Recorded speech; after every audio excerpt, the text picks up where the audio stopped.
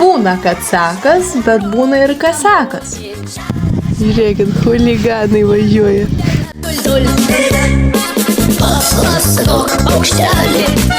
Šiandien pamatysite, kaip atrodo darbas su jaunais žirgais.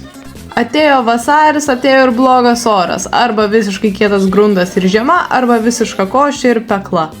Bet dabar ne apie tai ir keliaukime šukuoti Pepę.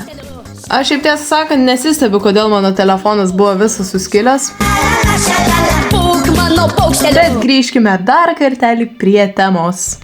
Taigi Pepė, visiškai dar jauna mergaitė, ne per seniausiai pradėjusi dirbti su vaikymo balneliu ir šiandien matysite, kaip smagu iš tikrųjų yra atrasti jauną žirgą. Fun factas, Pepė yra mano vienas karščiausio temperamento žirgų greičiausiai ir tokia liks. Ir tas yra labai gerai, labai smagu dirbti su tokiais. Tiesą sakant, pradžiai, kai aš ją atsivežiau, maniau, kad mirsiu. Bet šiaip labai cool. Na gerai, nieko aš čia negazinu, bet Pepė iš tikrųjų yra labai faina dirbti ir kadangi tiek Sahara, tiek Pepė aš atsivežiau tokio pat amžiaus iš ten pat, labai gera ir įdomu yra dabar stebėti ponio ir žirgo progresą. Iš tikrųjų, tai kumeliukiams augant protingėja ir jos pačios, ir ryšys su žmogumi stiprėja ir manau, kad ateityje mes pasieksime tikrai nemažai. Na ir štai Pepė jau pasiruošusi, pradėkime. Tai gal pažingsniuojam pradžią. Ačiū tau. Viskas klojosi gerai, energija vis dėlto pradėjo trykšti per kraštus ir aš čia padariau klaidą.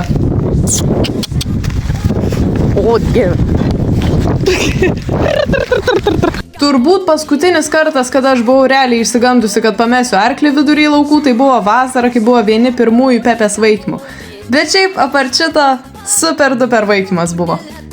Pepė, kaip sakant, visada maksimumą atiduoda. O va kągi mes čia turime.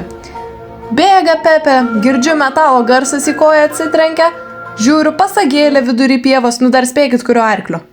Taigi mūsų seklys Morka puikiai pasidarbavo. Visa kita vaikymo dalis praėjo gana sklandžiai ir Pepė tikrai puikiai pasistengė. Laikas sumokėti